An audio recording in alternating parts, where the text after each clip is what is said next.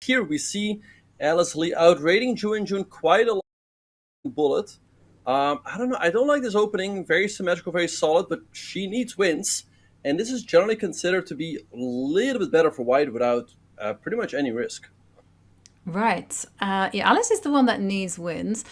We see a situation where Ju and Jin playing with white plays these kind of locked positions, not that interesting, but they take a lot of time on the clock.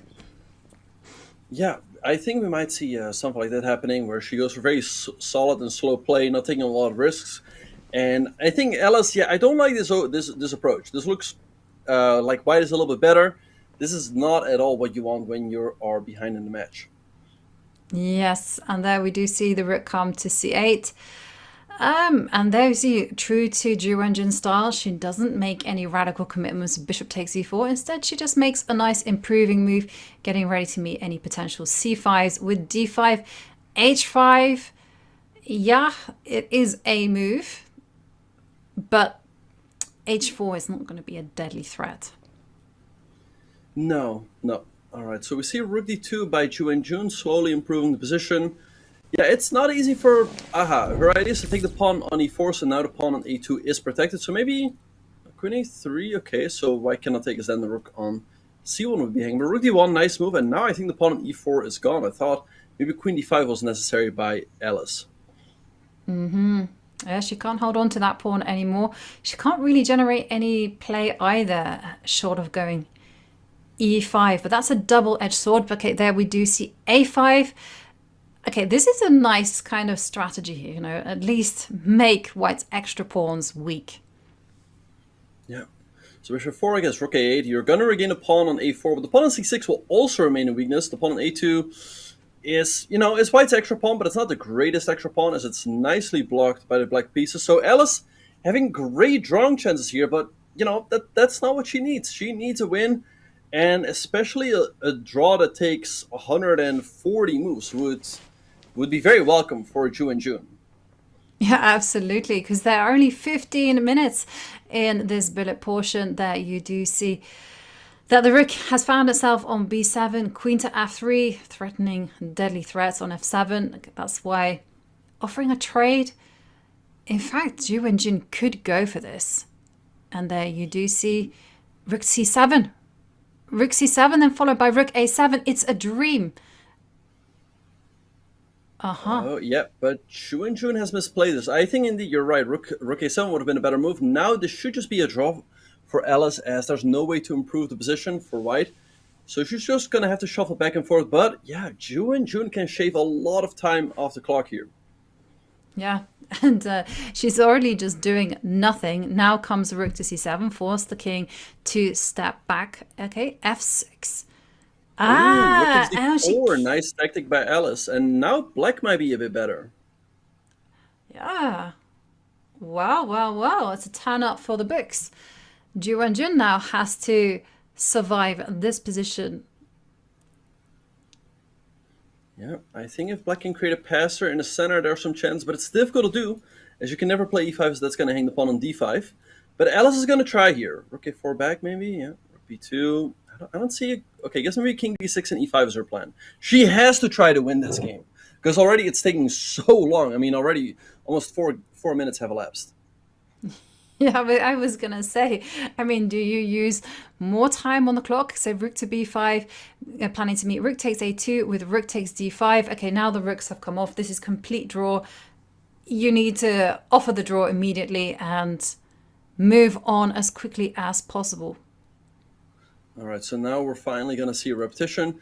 If Ju and Jun wanted, she could have kept the rooks on, keep the game going for another minute or so, get more time off the match clock. Now, I guess, is Alice, does Alice have time to win 3 games and start the last game just in time? We'll see. It's difficult, right? Okay, so a5, getting the knight out to a6, it's jumping into the dream square of c5. And again, I like what Ju Wenjun's doing. She's going for those close positions where she can just make a lot of moves. Interesting. Knight takes knight. f5. She's not shying away from the complications whatsoever. Yeah, it feels like Black should be doing pretty fine here. She got her king's inning counterplay going with f5 on the king side, but c5, nice move by Alice, trying to create some play on the queen side. Maybe pawn to c6 will be a move at some point. And Alice also up 15 seconds on the clock. Yeah, Alice has to play it almost instantaneously because she has to end this game as quickly as possible. So queen to b3, big idea of c6 potentially in the position, and there we do see some trades in the middle. Bishop to f5. This is a lovely response there from Ji Wenjun. Yeah, good move. Now there's going to be a lot of counterplay on the f file. The pawn on f2 is going to be quite weak. So let's see, maybe Alice should consider, I was going to say, maybe plan the bishop on a square like e3, where it will always protect the f2 pawn, because now after rook af8, it's going to be awkward to defend it. Queen f7, or that. Queen g5. Scary this times. looks terrifying. Uh-oh. Rook f4. Yep. Is there also some rook takes f2? There isn't any checks just yet. Okay, there's a threat now.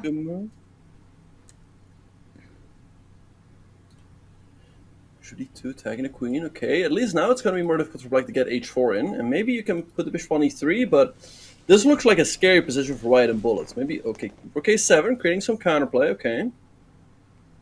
And what can Ji Wenjun... Now king to g2. And now you got a threat of rook takes c7. I like that idea, yeah. Rook king g2, threatening this, as then the rook would be... Oh, queen d3. What is happening here? The rook is under attack and the bishop as well. It's given a question mark, but it looks scary. It certainly does, but I guess you have to resort to those forcing moves. Rook a8, and now you can throw in some checks. Queen to g5. At least that protects the bishop. Rook g7, though, I mean, I don't know. This looks scary for white. How should white hold this? Queen e4, okay, so take. And then what? Bishop h6. Oh, there's checkmate. Check, and mate. Oh, check. Yes. Oh, and Ji Wenjun extends her lead even further. And with 7 minutes and 21 seconds remaining in the match, Ji Wenjun has more or less just clinched it. Yeah, that's it. I mean, yeah, winning 4 games with only 7 minutes on the clock, and it's just not enough time. So, yeah, it looks like Ji Wenjun is going to move on unless an absolute miracle happens here. But I think overall, she's a very deserving winner here. Absolutely. But Alice can continue the fight because although it's too much to ask to win 5 games in a row, there is the situation of prize money because Ji Wenjun will walk away with $2,500, but the remaining $2,500, that is split according to win percentage. Yeah, so every game matters here. We see Alice playing super quickly. Ji Wenjun taking her time. Okay, take and knight c5 looks good for black, but yeah. Oh wait, is there maybe knight g4? But yeah, I mean, there's just really not enough time to win so many games so quickly. And there we see Ji Wenjun down to 28 seconds. But the queen is counterattacking the knight on g4. And that's why we see some more or less swaps. Queen e2, covering f2. Knight to b3 is in the air, so watch out. But this is how Alice should have played. If she'd been in this type of position, it would have been a fight. There we see queen to e3. It's a beautiful position for Alice here. Yeah, bishop pair, extra pawn. What is there not to like? But yeah, I felt like, especially in the first game, she played that symmetrical Grunfeld. I didn't like it at all, especially since she was so many points behind in the match. Like you said, this is definitely the type of chess she needs to play, but it's just coming a little bit too late. 10 seconds. And h4. No threat, so you can grab the pawn on a4. She does. Yeah, all right, so let's see. Ji Wenjun is going to have to try to drag this game out as long as possible. I mean, I'm sure she is familiar with the match format. All right, so yeah, I mean, for now the rook is shuffling back and forth. It's still a little bit annoying. It's not over yet. Okay, that's why she offers a trade of queens. 5 seconds for Ju and Jun. And Alice is just playing great chess here. 2 seconds, 4 minutes and 38 seconds remaining in the match. All right, so let's see if she can get a quick win here. So 95. Okay, queen trade happened. Okay, bishop d4. The bishop on h7 is a little bit. Oh, is there a way to trap the knight? I don't think so. f5, great move, opening up the bishop again, and she won on time. So at least that's one, but I don't think there's enough time to win another three. Yeah, she needs to win 4 points because Alice has got 4.5 and Ju and Jun 8.5.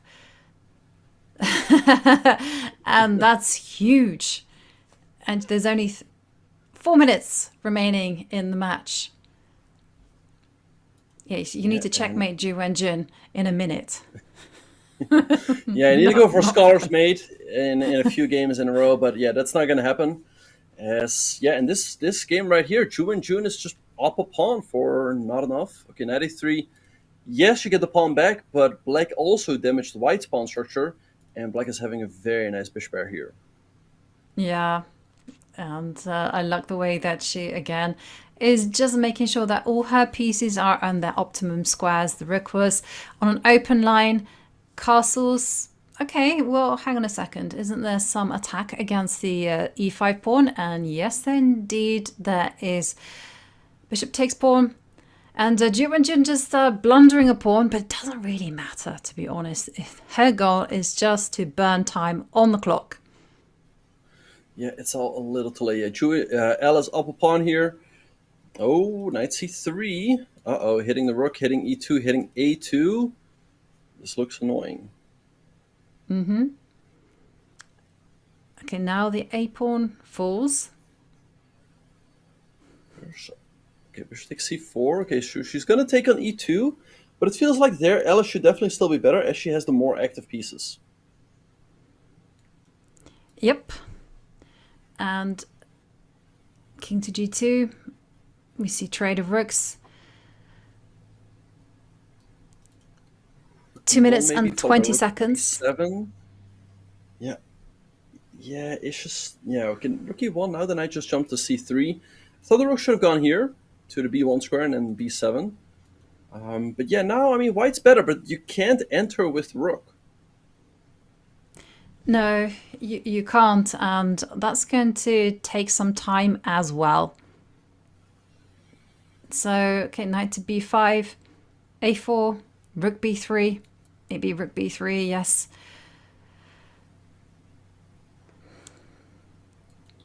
All right, so let's see what Ju and Jun is going to do here. Ella's definitely better. A4, hitting the knight. Yep, the rook's coming to b7, although you hang the pawn on a4. But now that I can jump back. Maybe she's just going to target the f2 pawn. Yep, that also looks like a great idea. Bishop d4, and then, there could also be some checkmating ideas against the white king. Yeah, there certainly could. I thought she was going to put the rook on a2, and instead, now, oh, this is a nice move. Knight to e4, threatening rook takes f2 with check, and... Oh, hang on a second. D2. Oh!